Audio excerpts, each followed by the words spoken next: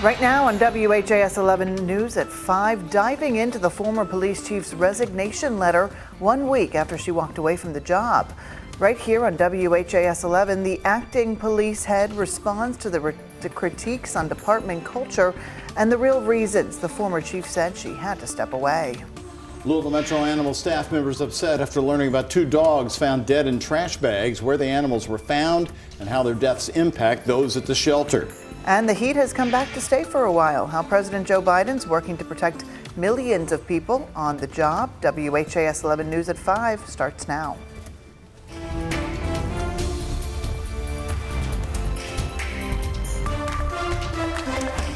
First here tonight at 5 o'clock, another bombshell out of the Louisville Metro Police Department. A tough and critical resignation letter revealed today from the former police chief. And on WHAS 11, the interim chief is sitting down with us, giving his first reaction about the department culture. Hello, everybody. Thanks for joining us. I'm Doug Proffitt. And I'm Shay McAllister. Jacqueline Villarreal resigned shortly after being placed on paid administrative leave last month over her handling of a sexual assault allegation involving officers. In her resignation letter we obtained today, Gwen Villarreal says, quote, "I came here during challenging times for the agency and for the citizens, wherein a wall of divisiveness between the men and women of LMPD, the citizens, media, and the mayoral administration existed." The letter doesn't stop there. She goes on to say, quote, "The greatest challenge I encountered at that end was an invasive presence of professional and ethical apathy that was counterproductive to morale of the brave, enthusiastic, motivated professionals who share the same passion and vision for a new and greater LMPD." Well, the former chief, is currently being paid to work remotely for the next few months until her last day on October 26th. Isaiah Kim Martinez joins us now right here in studio. So Isaiah, we know you just spoke with the former chief's acting successor, Paul Humphrey. What did he have to say?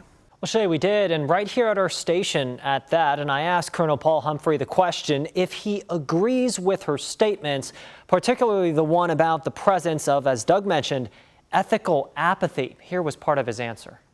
Do you believe that's factual, that there is apathy within the department? I think that's her opinion, and she's entitled to it. I think the men and women here are very, very ethically driven. We want to do the right thing, and I'm part of that. You know, I'm part of this organization and this agency, and understand the push for progress that's been here for a long time. When she names the leadership specifically, I mean, how do you take that? It's always leadership. It should be us that has the responsibility and takes the fault for when things go wrong. That's what leadership is about. Humphrey went on to say if his officers don't have the tools to do it or don't perform at a high level, it's on him. Now, I also asked him directly what he would say to folks in the community that say this version of LMPD is a lost cause that needs to start over from scratch. Those who say there's no hope of correcting it. Humphrey's response, we'll have that coming up right here at 6. Doug Shea. All right, Isaiah, thank you. Well, the warm-up began today. What a lovely morning it started. We thought maybe we'd get another break. Even though the skies are clear, it is hot. And I'm wondering, though, if today will feel like a break compared to tomorrow. Colleen Peterson keeping an eye on it for us. Well, we just jumped from 88 to 91, so we are warming up out there. A little bit more humid, but yes, tomorrow we are going to be in the mid-90s with a lot more humidity, so it is going to feel more uncomfortable throughout your Wednesday, even your 4th of July. We have some spotty storms over the next few days, but it's not going to be a washout for your 4th of July. There's certain time windows where we'll find a break in it. 91 right now in downtown, 88 at Bowman. The rest of the spots really are in the upper 80s. So over the next few hours, going to be warm but sunny. You don't have to worry about any rain throughout the rest of your evening or even the start of tomorrow. It's not until the afternoon where we get the warmer temperatures that fires up some of those larger thunderstorms that we get in the summertime season when we get a lot of that heat. Now, those thunderstorms can produce some heavy rain, some wind, and some hail. So those are the 3 main impacts that we'll see. It's still at that low to medium risk of if we even see anything strong out there, but some of those summertime thunderstorms do warrant a warning, which is why we have that low risk across Kentucky. Level 2 risk from Bardstown to southern Indiana. The farther south you go in Kentucky, it's expected to weaken just a little bit. So the timing of the scattered storms throughout the afternoon tomorrow is mainly in the afternoon around 5, 6 o'clock, and then we're going to do it again again, this time it might be a little bit more widespread for your 4th of July as that line starts to approach around lunchtime. I'm going to time out when that driest window will be for your 4th of July coming up. Doug, Shay. All right, Colleen, thank you very much. Louisville Metro Animal Services is asking for information after 2 dogs were found dead in Valley Station. Metro Animal Services says the dogs were found in black trash bags behind a store on Dixie Highway just south of the Gene Snyder. We know one of the dogs was a female English bulldog. The other was a black and white small breed dog. Stephanie Jackson with LMAS says it's alerts like these that weigh heavy on the staff members. Definitely, it weighs heavy on staff members' hearts. We don't want to see animals treated poorly or see deceased animals thrown away like garbage when we know how important they really are to us. If you have any information about this, you can call LMAS. The number on your screen, it's 502-473-7387. You can also send an email to animals@louisvilleky.gov. A new report from Kentucky State Police shows animal cruelty is one crime that's on the rise in the state. According to the 2023 Crime in Kentucky report, 991 offenses were reported last year, a more than 35% increase from 2022. The agency believes the rise in offenses may be because offenders are often abusing several animals. KSP says overall, however, crime rates remain stable from the previous year. According to the report, homicide, burglary, robbery, sex offenses, and kidnapping offenses have all declined.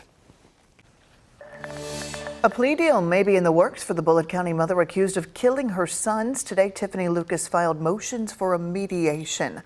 Lucas is accused of shooting and killing her 2 young sons last year. 6-year-old Maurice Baker Jr. and 9-year-old Jaden Howard were both found dead inside their Shepherdsville home.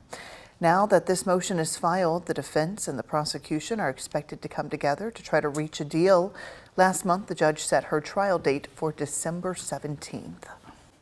Louisville Metro Police are reporting they've made a second arrest in a deadly shooting of a man that happened at the Greenwood boat ramp in southwest Jefferson County in June. Jason Manukian was shot at the boat ramp early in the morning on Tuesday, June 18th. He was taken to the hospital where he later died of his injuries. Another man arrived at the hospital later with a gunshot injury from the shooting.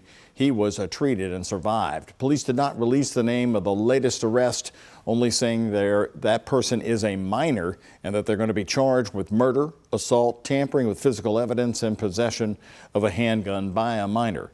Now, 21-year-old James Reese was also arrested just last month. He's being held on a bond of $1 million. We now know the name of the child fatally shot last Thursday in Phoenix Hill. Officers found 12-year-old Justin Johnson with a bullet wound in an apartment complex on South Shelby Street. Johnson died at the hospital, and police are still actively working this case. If you have any information that can help them with the investigation, you can report it to the anonymous tip line at 574-LMPD. And we've learned the name of the Indiana man whose body was discovered Sunday night in Patoka Lake. According to the Indiana Department of Natural Resources, divers recovered 24-year-old Axel Richardson. He's from Indianapolis. Richardson's body was found under the surface near the Painter Creek boat ramp using sonar. His exact cause of death is still being investigated. New safety precautions are coming to a centuries-old dam in New Albany. In a unanimous vote last night, the City Council agreed to put up safety signs and devices around the dam. The council approved up to $10,000 on the new measures. This comes more than a month after 14-year-old A.J. Edwards drowned at the dam. At Monday night's meeting, some said these precautions don't go far enough. They are asking for the full removal of the dam.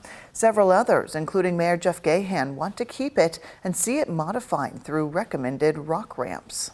If this tragedy is the main reason you're deciding to destroy the dam, is that fair to the thousands of people that have used this area safely?